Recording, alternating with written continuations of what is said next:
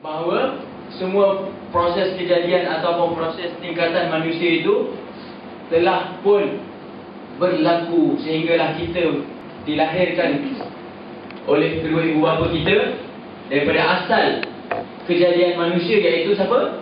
Nabi Adam AS. Maka lahirlah Qabil dan Habil, dua orang anak Adam. Maka membiak-biaklah kita sehinggalah kita ke hari ini dah berapa juta bilion manusia yang berada di atas muka bumi ini. Maka Allah je yang mengurus manusia itu. Ada satu, saya teringat satu hadis ataupun Al-Quran. Malaikat dia kata dekat Allah, kau nak jadikan manusia ni, nanti manusia ramai macam mana? Boleh ke kau urus? Malaikat dia tanya dekat Allah. Ini mafhum lah. Jadi Allah jawab apa? Aku yang menghidup dan mematikannya, aku yang menguruskan manusia dan seisi dengannya. Maknanya Allah yang uruskan kita. Janganlah kita fikir tuan-tuan awak, ramai ni manusia ni, nanti macam mana satu hari ni mesti sempit-sempit. Sebab ramai ni kan? Tak ada. Allah uruskan. Allah kalau rasa dah sempit tu, Allah mesti matikan. Allah mesti matikan manusia dan sebagainya lah. Tuan-tuan tak terfikir ke yang tu? Ya, jadi segala proses kejadian manusia ini perlu kita sedari, tuan-tuan dan puan-puan, bahawa kita duduk di atas muka bumi ini. Poin dia apa yang pertama? Ada tanggungjawab. Tetapi kadang-kadang kita ini sumial insan, manusia itu dijadikan atas sifat yang lupa. Kita selalu lupa asal usul kejadian kita. Kita selalu lupa kenapa kita dijadikan. Kerana kita selalu lupa kenapa kita duduk di atas muka bumi ini. Sebab itulah, marilah kita sama-sama mengambil kata-kata Sayyidina Umar, hasibu anfusakum qabla an tuhasabu wazinu a'malakum qabla an yuzana alaikum. Kata Sayyidina Umar itu tuan-tuan, khalifah yang kedua selepas Abu Bakar As-Siddiq, selepas daripada Nabi Muhammad SAW mendirikan kerajaan Islam Madinah dan seterusnya berkembang, Mekah, Syam, Yaman, sebagainya, Rom, Parsi semua. Islam pernah memerintah 2/3 dunia. Tuan-tuan bayang 2/3 dunia macam mana? Separuh, lebih daripada separuh Islam pernah memerintah. Sampai Spanyol ada sejarah Islam. Nabi Muhammad lah Perdana Menteri yang pertama, Khalifah yang pertama, disusuli dengan Sayyidina Abu Bakar As-Siddiq, lalu Sayyidina Umar, Sayyidina Uthman, Ali dan seterusnya. Dan sampailah jatuhnya Khalifah pada tahun 1924 di Turki Uthmaniyah. Lalu naiklah penjajahan Barat sampai hari ini. Sampai hari ini kita menerima pakai segala sistem proses yang dicipta oleh Barat. Jadi tuan-tuan dan puan-puan, kita ini oriented of Barat, West, East, West. Kita lah. Jadi tuan-tuan jangan terpengaruh. Jangan terpengaruh dengan sistem-sistem yang korup. Sekarang ni kita tengok sistem ekonomi. Bagaimana sistem ekonomi yang dicipta oleh Karl Marx. Bagaimana sistem ekonomi yang dipanggil apa? Apa sekarang? Dipanggil apa? Sekularisme? Bukan. Sistem ekonomi Allahumma salli ala Muhammad. Saya belajar boleh tak ingat lah. Sekarang ni baru nampak sistem ekonomi Islam nak membangun. Sekarang bank-bank pun dah ada perbankan Islam. Sampai Hong Leong Bank pun ada perbankan Islam. Hong Leong nama Cina, tapi ada perbankan Islam. Sebab orang tertarik dengan wajah kecantikan, keindahan Islam itu sendiri. Sebenarnya dah lama dah Nabi Muhammad buat, tetapi ditenggelamkan oleh pemimpin-pemimpin Barat ni lah yang cemburukan Islam. Jadi kita kena sama-sama bangun balik. Kita kena sama-sama sebagai orang Islam kena ada kesedaran, kena ada kefahaman berkaitan dengan itu, untuk kita sama-sama membangunkan agama kita. Jadi tuan-tuan dan puan-puan, Sayyidina Umar kata apa? Hisab, muhasabahlah diri kau sebelum diri kau dimuhasabahkan oleh Allah Subhanahu Wa Taala. Hitung-hitunglah diri kau sebelum diri kau dihitungkan di padang mahsyar besok oleh Allah Subhanahu Wa Taala. Jadi tuan-tuan dan puan-puan, sebelum terlewat, sebelum kita ke alam yang seterusnya, Sekarang kita dah berada di alam apa? Alam yang ketiga. Kita akan menempuhi berapa alam lagi? Satu, dua alam, barzakh dan alam kebangkitan balik. Baru dimasukkan roh. Ditanya balik roh, kenapa kau duduk atas muka bumi, kau tak solat, tak tutup aurat, dan sebagainya. Lalu masa tu barulah kita terkebit-kebit. Jadi pada hari ini, marilah sama-sama mengambil keberkatan daripada fasa yang kedua, iaitu fasa maghfirah. Tuan-tuan dan puan-puan, kalau nak kata orang, bukan orang, kalau nak kata Allah tu bersifat Rahman, Ar-Rahim, bersifat Maha Penyayang, Maha Pengasih. Kalau kita buat dosa besar mana sekalipun, kalau kita bertaubat kepada Allah Subhanahu Wa Taala, maka Allah menerima taubat kita. Sehingga kan ada satu kisah, ada seorang pemuda ni, lebih kurang macam abang ni lah, gangster relax, dia telah bunuh 99 orang di atas muka bumi. Dah bunuh 99 orang cakap. Bayangkan, relax ke? Risau tu relax, dia macam tu ke? Lalu dia jumpa seorang ulama ni. Ulama ni dia nak cakap, dia cakap lah, saya nak bertaubat, sebab saya dah bunuh 99 orang. Ramai dah kena dengan saya ni. Lepas tu Abu Ulama tu cakap, Allah takkan terima taubat kau, kau pergilah ni. Lalu dia bengang, dia bunuh pula ulama tersebut. Cukup 100. Alhamdulillah dia kata. Kalau orang Islam cukup 100. Cukup 100 orang dia bunuh. Lalu dia pun berfikir, dia rasa dia tak ada peluang untuk bertaubat kepada Allah Subhanahu Wa Taala.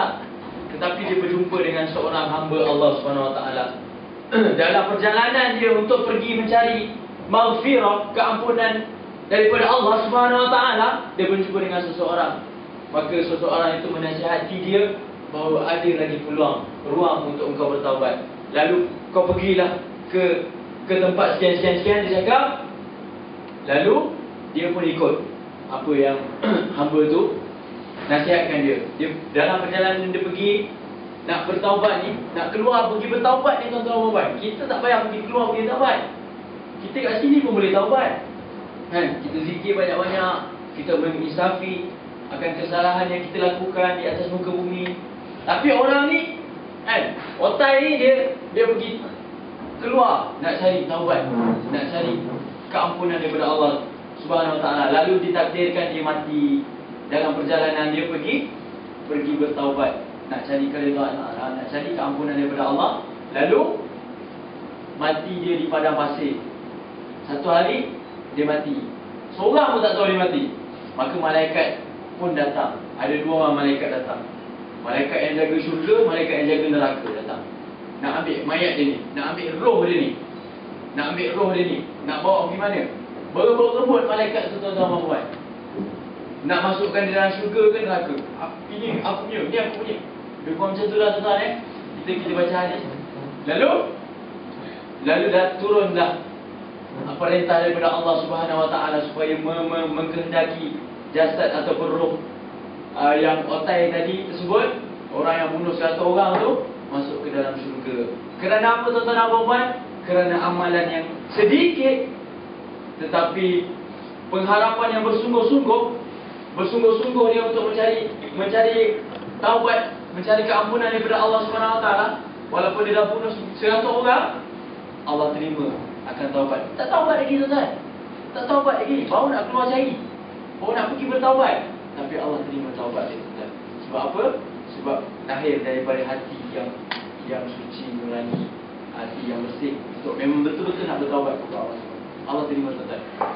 Sebab itulah saya nak cerita kat sini besarnya sifat yang Allah ada. Sifat yang Allah memang ada pada Allah Subhanahu Wa Taala kepada kita. Kadang-kadang kita tak tahu, kita tak didedahkan dengan cerita-cerita begini, lalu kita pun sambil lewa je lah.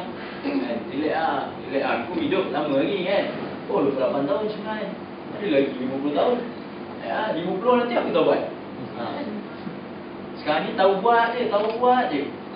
Buat je apa yang nak buat, tuan-tuan.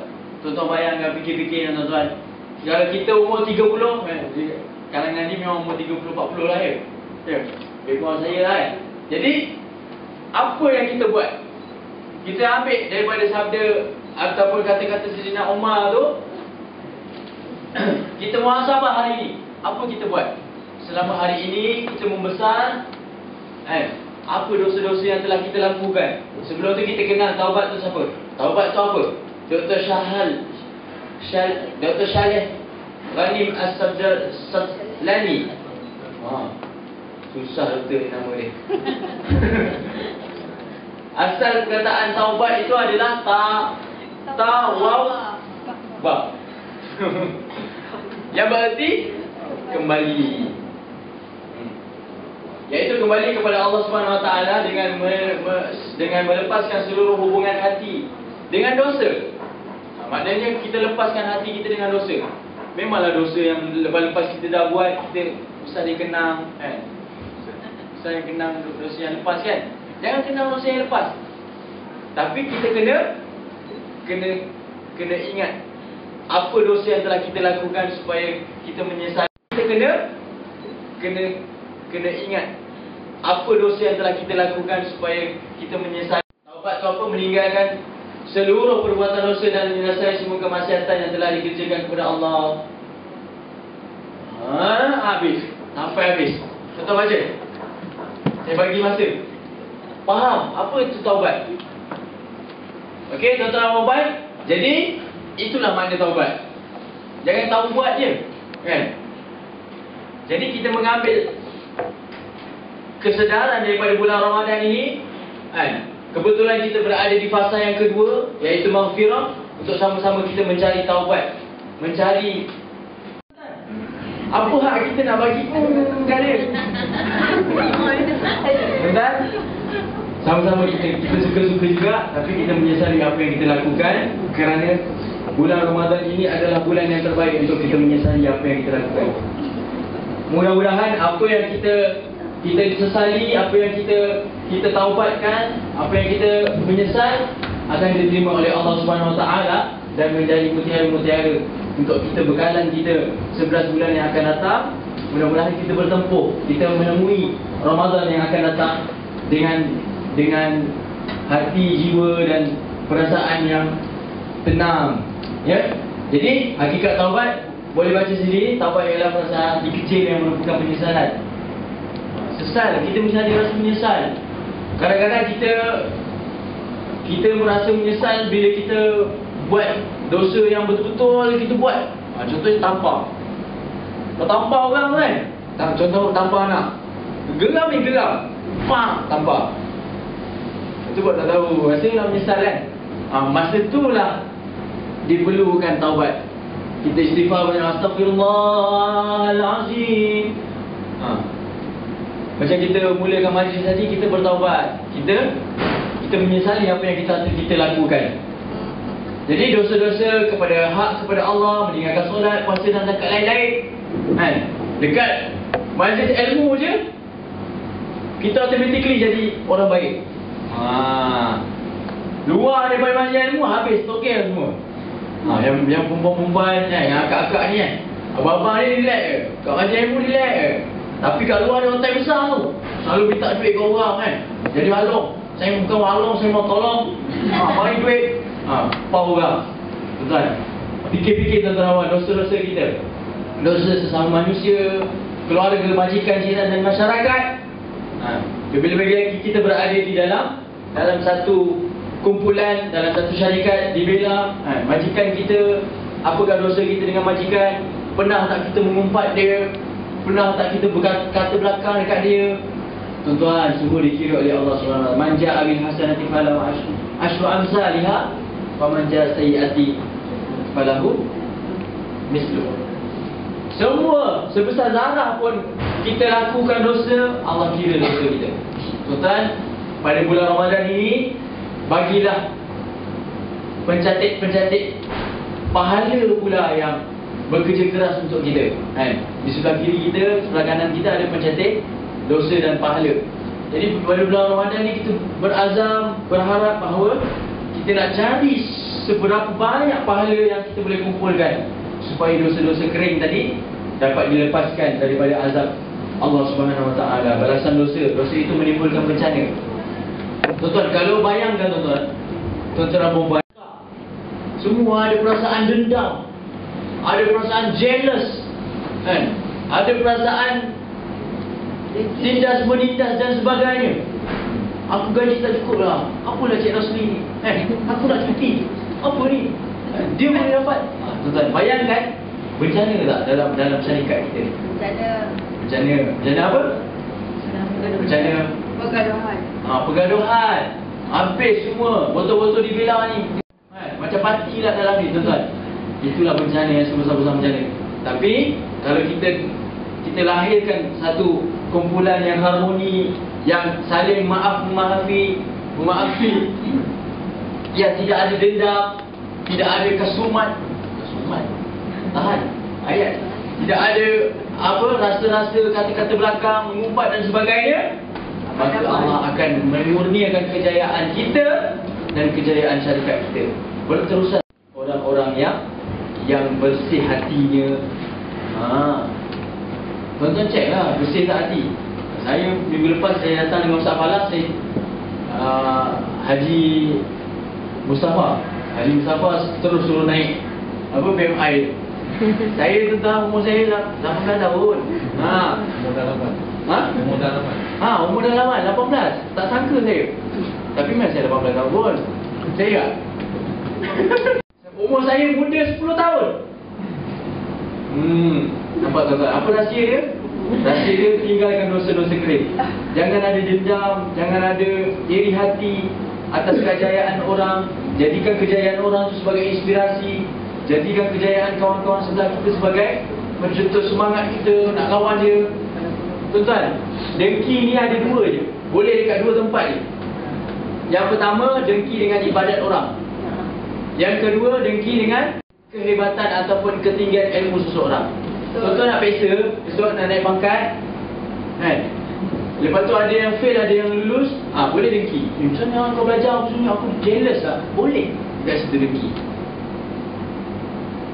Kawan kita lebih arif, lebih pandai daripada kita, banyak ilmu daripada kita boleh jealous. Kita lawan dia.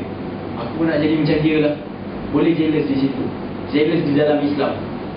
Lepas kita, bos kita sebagainya, ada je masa bos, walaupun sibuk, ada je masa nak solat duha. Solat duha, sekarang waktu solat duha ni sampai pukul 12. Solat duha ni tuan-tuan dan puan-puan, antara fadilat dan kelebihan dia, Allah mengurniakan rezeki tanpa disangka-sangka, tuan-tuan. Saya alami sendiri, tuan-tuan dan puan. Amalkan solat duha, walaupun ada gongak sehari dua tu tak apa. Yang penting istiqamah nak buat. Yang penting hati kita ada rasa nak buat. Walaupun kita sibuk, lupalah dah habis dah solat. Isi hati kita, Allah kurniakan rezeki kepada wa may yattaqillah yaj'al lahu makhraja. Selalu dah ayatnya Mama pun dia tampal dekat dunia restoran, kan? Dia baca tak, dia tampal dia. Tak apa, saya baca tak baca pun. Saya bagi orang baca.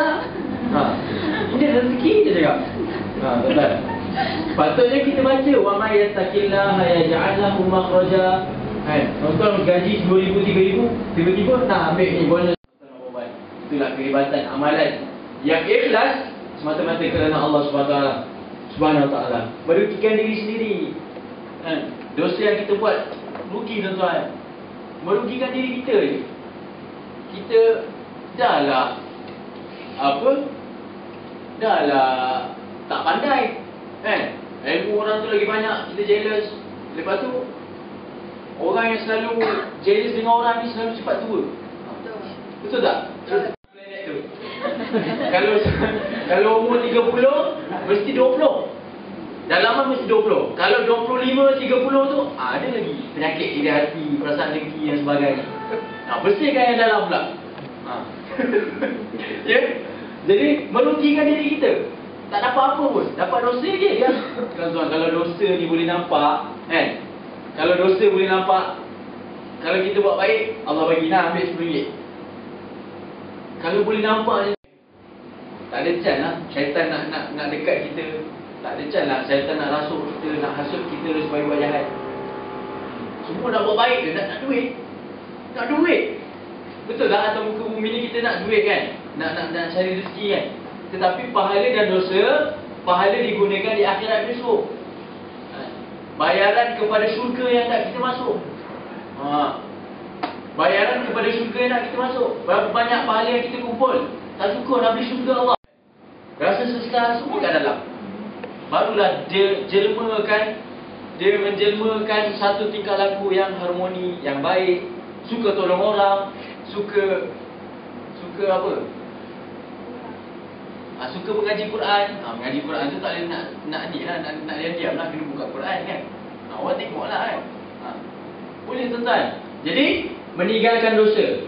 Tinggalkan dosa. Kita azam, aku tak nak buat bulan Ramadan ni, aku tak nak dah mengadu domba, umpat, dengki dan sebagainya. Aku nak tinggalkan. Azam, seazam-azamnya, dengan sebenar-benar azam, Ramadan kali ini adalah Ramadan yang terakhir untuk aku meninggalkan segala dosa-dosa aku. Kita kuatiri bahawa kita tidak dapat berjumpa dengan Ramadan yang akan datang, tuan-tuan dan puan. Jadi Ramadan kali ini lah adalah Ramadan yang terbaik untuk kita mengawal segala keuntungan tawaran daripada Allah Subhanahu Wa Taala untuk menjadikan bekalan di akhirat besok. Mengerjakan kewajipan yang telah ditetapkan. Allah suruh pakai tutup aurat, kita pakai, jaga solat, buat baik kepada ibu bapa, balik raya macam mana, bagi nafkah dekat mak ayah kita dan sebagainya.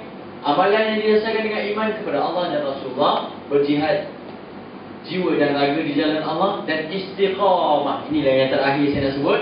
Istiqamah, berterusan dalam melakukan perkara yang baik. Janganlah hari ni je bermusim, bermusim kita lakukan perkara baik. Bulan Ramadan je habis semua buat baik. Bulan Ramadan je baru nak dengar tazkirah dan sebagainya. Bulan-bulan lain tak nak dengar. Tak apalah, tunggu bulan Ramadan tahun depan pula. Tahu pula dia. Mana dia tahu jumpa bulan Ramadan yang akan datang. Kan? Jadi jangan jadikan ia sebagai bermusim. Macam puasa lah. Puasa bulan Ramadan bermusim. Jadi jadikan puasa kita ini sebagai amalan. Ada ke tak ada ke bulan Ramadan, kita tetap puasa Isnin dan Khamis. Isnin adalah puasa sunat kerana Nabi dilahirkan pada hari Isnin. Puasa hari Isnin baik tak untuk kesihatan dalam kakak? Puasa. Dah kaji tak? Siapa R&D dekat ni? Dia bilang mesti ada kajian dalam kan? Kajian kesihatan dan sebagainya ada. Mesti ada. Puasa menyihatkan tubuh badan. Betul tuan-tuan. Kajian saintifik mengatakan puasa menyihatkan tubuh badan. Sebab apa? Kalau kita tak makan, kita tak minum dan sebagainya, perut kosong, kita jadi bertenaga, sihat, kita senang nak buat kerja dan sebagainya, emosi terkawal, tak ada stres dan marah, migraine semua tak ada. Melainkan ada penyakit lah. Jangan jadikan ia sebagai bermusim. Macam puasa lah. Puasa bulan Ramadan bermusim. Jadi jadikan puasa kita ini sebagai amalan. Ada ke tak ada ke bulan Ramadan, kita tetap puasa Isnin dan Khamis. Isnin adalah puasa sunat kerana Nabi dilahirkan pada hari Isnin. Puasa hari Isnin baik tak untuk kesihatan dalam kakak? Puasa. Dah kaji tak? Siapa R&D dekat ni? Dia bilang mesti ada. Kajian dalam kan? Kajian kesihatan dan sebagainya ada. Mesti ada. Puasa menyihatkan tubuh badan. Betul tuan-tuan. Kajian saintifik mengatakan puasa menyihatkan tubuh badan. Sebab apa? Kalau kita tak makan, kita tak minum dan sebagainya, perut kosong, kita jadi bertenaga, sihat, kita senang nak buat kerja dan sebagainya, emosi terkawal, tak ada stres dan marah, migraine semua tak ada. Melainkan ada penyakit lah. Ya, jadi istiqamah. Saya nak bagi sikit. Allah, ada lagi. Mari kerana taubat. Tuan-tuan baca sendiri. Tubu ilallahi taubatan nasuha, dan bertaubatlah kamu sekiranya kepada Allah, wahai orang beriman, supaya beruntung. Beruntung Mari kerana taubat. Jadi kita tengok. Ni ada pakai produk di Belal kakak ni. Tuan-tuan tengok planet-planet artis yang telah mendapat hidayah daripada Allah Subhanahu Wa Taala, yang Allah turunkan hidayah di atas muka bumi ini kepada dia. Macam mana dulu dia punya lawa tahu. Dia punya sosial dia, tetapi Allah menurunkan hidayah di dalam dirinya. Nampak cantik, bertudung liput, habis tutup semua. Siapa ni? Oh, Wardina. Ingatkan Wahidah. Saya selalu bertukar Wardina dengan Wahidah. Ini antara contoh yang kita boleh ambil. Antara contoh dan ibrah ataupun contoh panduan yang kita boleh ikut. Macam mana dia mendapat hidayah daripada Allah. Dia tidak terlewat kerana dia berada di atas muka bumi, iaitu peringkat yang ketiga perjalanan manusia seluruhnya sebelum melalui peringkat barzakh. Kita belum terlewat tuan-tuan dan puan. Tengok siapa? MD Search. Walaupun nyanyi kan, dia nyanyi sampai meneran nak terberak dia kata kan, tapi dia ada roh, ada jiwa nak memahami Islam kan. Sehingga baru-baru ni dia berjumpa dengan siapa? Menteri Besar Kelantan Tuan Guru Ni Abdul Aziz Nikmat. Dia cakap saya minat, tertarik dengan Islam. Dia jumpa ulama-ulama dan sebagainya. Tapi nyanyi-nyanyi juga. Tapi tak apalah, sikit-sikit. Sikit-sikit kita ambil contoh. Seterusnya tuan-tuan, weh besar pula gambar kakak ni. Siapa lagi? Ni tuan-tuan kenal tak? Sheila Rusli. Sheila Rusli ada datang sini? Pernah datang? Tak pernah, nanti kita mesti panggil dia datang. Sheila Rusli tuan-tuan dan puan, dulu pelakon pegang-pegang tangan dan sebagainya, tapi dapat hidayah Allah, pergi Mekah, balik Mekah, terus berhijrah kepada kebaikan sebagainya. Wah, ini abang saya. Siapa ni tuan-tuan dan puan? Di sisi Allah SWT. Sebab apa? Yang pertama, dia menjalankan perintah akhir hayat. Mungkin akhir hayat tutup lah, lawa sangat ni, jangan bagi orang tengok. Betul-betul. Yang keduanya, dia tinggalkan segala urusan-urusan seni dia. Dia tak nyanyi lagi dah.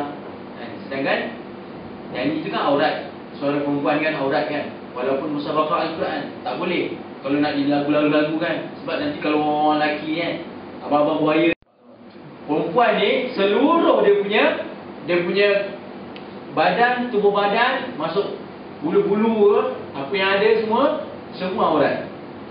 Hatta tingkah laku dia pun aurat. Sebab itulah Nabi Al-Quran suruh tabuh bukan tudung. Al-Quran suruh pakai sarung tangan, sarung kaki. Sarung tangan pula. Kecuali muka dan tapak tangan. Tapi yang ini dia bonus lah untuk dia. Muka tak payah tutup. Kepada alam akhirat besok, alam barzakh besok. Dia percaya alam barzakh akan bertemu dengan dia. Saya ambil contoh lagi. Siapa ni? Ni abang saya juga. Syam Kami Gazi. Siapa yang minat dia? Nyanyi sikit. Syam Kami Gazi baru-baru ni datang dekat Masjid Mana Indah Al-Azim. Bagi kuliah. Bagi macam mana dia ada satu soalan Ustaz ya. Tadi Ustaz sebut 10 hari yang pertama adalah hari mana kita mendapat rahmatnya. Kedua, 10 hari kedua ampunan. Yang ketiga, 10 hari ketiga adalah dilepaskan. Macam mana kita nak tahu Ustaz, kita telah pun mendapat ataupun belum mendapat rahmat Ustaz? Macam mana kita nak tahu? Dan kalau kita dapat tahu kita belum, apa yang patut kita buat Ustaz ya? Okey, bagus soalan ni. Ada lagi? Kita kumpul dua je lah. Okey. Daripada tadi Ustaz ada cakap perjanjian MOU. Kita nak tahu lah apa perjanjian MOU tu. MOU tu apa? Okey. Okey, saya jawab yang Cik Rosli punya lah. Macam mana kita nak mendapat rahmat daripada Allah, nak tahu kita dah dapat rahmat daripada Allah SWT ke belum? Yang pertamanya sekali, kita cek balik diri kita. Selama mana kita bertemu dengan Ramadan, ataupun selama mana kita sebelum bertemu dengan Ramadan, bagaimana kehidupan kita seharian. Ya, kalau kehidupan kita dulu dibelenggu dengan dosa-dosa, saya cakap tadi lah, dosa-dosa yang biasa kita buat kan, kita solat pun lewat, kita tak ambil part pun dalam solat ni kan, tak rasa pun nak buat. Dengar azan ni terus solat, tak ada rasa tergerak hati nak pergi ke arah itu. Tetapi Allah campakkan pada bulan Ramadan ini kita ke arah itu, maka kita hampir kepada rahmat Allah SWT. Banyak tanda-tanda Cik Rosli kalau kita nak bagi tahu macam mana orang, tanda-tanda orang yang mendapat rahmat daripada Allah SWT ni, antaranya seseorang itu tingkah laku dia berubah kan? Tingkah laku dia berubah kalau tak berubah 100% pun berubah sedikit sebanyak berkaitan dengan ibadat dia. Kalau dulu dia susah nak baca Al-Quran contohnya, tetapi dalam bulan Ramadan ni senang dia baca Al-Quran. Dan selepas daripada Ramadan ni dia berterus sedap. Kalau tak baca Al-Quran tak selesa. Tak selesa, nak buat kerja pun tak tenang. Itu tanda-tanda orang mendapat rahmat daripada Allah Subhanahu Wa Taala. Rahmat daripada Allah Subhanahu Wa Taala ini susah tuan-tuan dan puan-puan nak dapat. Kita masuk syurga, ada hadis kata, bukan daripada amalan-amalan yang kita buat lakukan, bukan daripada dosa-dosa dan bukan daripada pahala-pahala yang kita kumpulkan di atas muka bumi, tapi dengan rahmat Allah Subhanahu Wa Taala. Macam tadilah orang yang lulus 99 orang tadi tu, kan? Kalau nak ikutkan logik, memang dia tak layak masuk syurga. Dia kena masuk dalam neraka sebab nak balas dia punya dosa. Tapi dia masuk dengan rahmat Allah. Allah pilih dia. Sebab itulah kita mesti selalu berdoa bahawa kita mesti dapat rahmat dia. Kita mengharapkan rahmat daripada Allah Subhanahu Wa Taala. Lebih lagi bulan Ramadan ni. Kita terus berusaha dan terus berusaha. Sangat subjektif orang yang dapat rahmat Allah ni. Cumanya kita boleh cek kehidupan kita lah. Kehidupan kita macam mana. Lepas tu macam mana kehidupan bekerja kita. Selalu kalau kerja curi-curi tulang contohnya kan, bos keluar je, relax kan. Bos dah keluar ni. Dia takkan rasa macam tu. Sebab Allah hampir dengan orang yang diberi rahmat. Dia tahu kalau bos keluar pun, ini amanah kerja dia. Amanah yang perlu diselesaikan. Pukul 8 masuk, pukul 5 balik. Bukan 4.45, bukan 4.49 balik. Pukul 5 sharp dia balik. Susah tuan-tuan. Susah tak rasa? Susah. Tapi kita kena cari. Jadi 10 malam terakhir, 10 malam yang terawal kita dah lepas. Mudah-mudahan kita mendapat rahmat daripada Allah. Kerana rahmat Allah ini bukan turun dalam bulan Ramadan je. Rahmat Allah ni seluruh bulan ada. Semuanya kita je nak berusaha nak cari rahmat Allah. Lepas daripada Ramadan ni kita rajin dengan kuliah lagi ke tak? Lepas Ramadan ni rajin bangun subuh lagi ke tak? Kita bangun subuh sebab nak sahur je. Tengok hati. Bukan nak solat. Kalau bulan-bulan lain kita bangun subuh pukul 7, pukul 8. Subuh dinosaur nak boleh. Itu masih tidak mendapat rahmat daripada Allah lah. Kecuali kalau kita memang tak terjaga. Tidur pukul 3 pagi, lepas tu nak bangun pukul 6 tak terjaga. Jadi pukul 7 baru tersedar. Itu dimaafkan. Itu dimaafkan. Yang penting hati kita. Hati kita tergerak nak melakukan segala benda kebaikan yang kita tergerak terintah oleh hati. Jadi yang keduanya, yang keduanya MOU tu adalah perjanjian roh kita.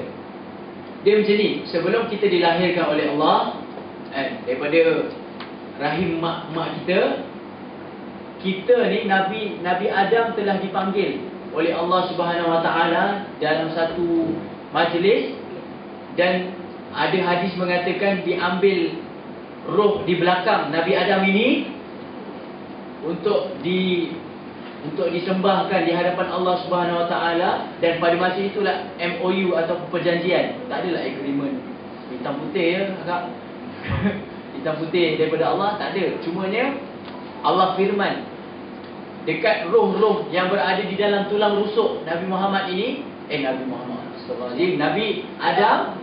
Sebab Nabi Adam adalah punca asal kehidupan manusia. Lalu itulah wakil kita, wakil roh kita. Dan disitulah terkumpulnya seluruh roh manusia. Sebab puncanya pada Nabi Adam. Lalu Allah panggil roh-roh itu. Allah cakap, siapakah Tuhan kamu? Allah tanya, banyaklah. Allah tanya dulu. Lepas tu yang saya highlightkan di sini, alastu bi rabbikum. Lepas tu roh-roh tu semua bercakap, qalu bala. Sesungguhnya Allah adalah Tuhan kami. Kami akan beriman kepada Allah Subhanahu Wa Taala besok bila kami dibangunkan. Roh kami dibangunkan dengan jasad kami. Sebenarnya kita telah berjanji dengan Allah Subhanahu Wa Taala pada alam zar. Alam yang mula-mula tu. Sebelum kita digaulkan oleh 7 unsur tadi.